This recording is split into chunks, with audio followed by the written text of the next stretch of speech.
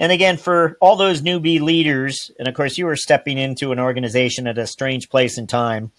Nonetheless, what do you wish someone had told you? There must have been something you could have been informed about. Anything?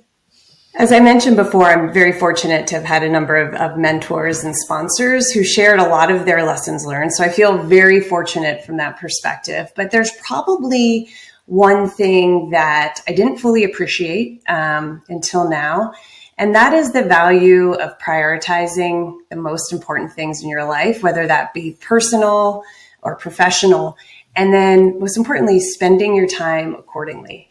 I've always been a very hard worker, thanks to my parents, and I took a ton of pride in doing things myself.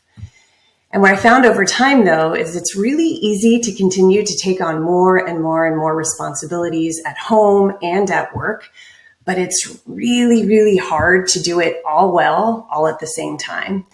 And I know that there's a lot of people, during a lot of different times where we might struggle about not excelling in every aspect of our lives at the same time. So now more than ever, I think it's really important that you get comfortable communicating and prioritizing what's important to you and the goals, whatever those might be. And then also being okay with saying no or not right now. That is not the highest priority. Here's what is, and here's the why behind it and the context, and being able to, again, say, we'll get to that, down the road. And so rather than taking on everything at one time and expecting myself to be perfect, it's important to prioritize and set work and personal boundaries. Because if we don't do it for ourselves, no one's going to do it for us. Lauren, what's one thing that most people generally don't know about you? A lot of people assume that I've always wanted to be a CFO, and that's actually not the case. So I'm a Philly girl, born and raised, and I moved out to California to the West Coast for undergrad, and I thought I wanted to be a doctor. But I went to undergrad in 1998, and I went to school in Silicon Valley, so this whole computer thing and everything that was going on, I saw a lot of my friends coming out of school in really cool positions at really cool companies. And so I decided to make the switch to a science and technology degree. And as now I've shared a little bit more over this podcast, I've held a lot of different positions, from engineering to product management and to all sorts of positions within finance. So I planned on being a doctor, but I'm really grateful for the experiences I had and where I'm at right now. Would we be surprised to find you living in another part of the world at some time in the future, given your past? I think that's a pretty safe bet. That itch is not going to go away. We like to ask for a book selection, and it doesn't have to be a business book, but any book selection for us that you can share? Something that's resonated with me quite a bit is the book Range by David Epstein.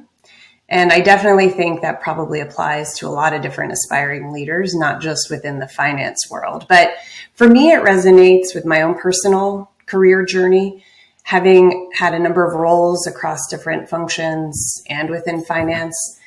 And for me, I was told very early on in my career that I would absolutely have to specialize in something in order to move up the corporate ladder, but I just was never able to do that. I wanted to understand different perspectives, different jobs. I saw cool opportunities, so I raised my hand.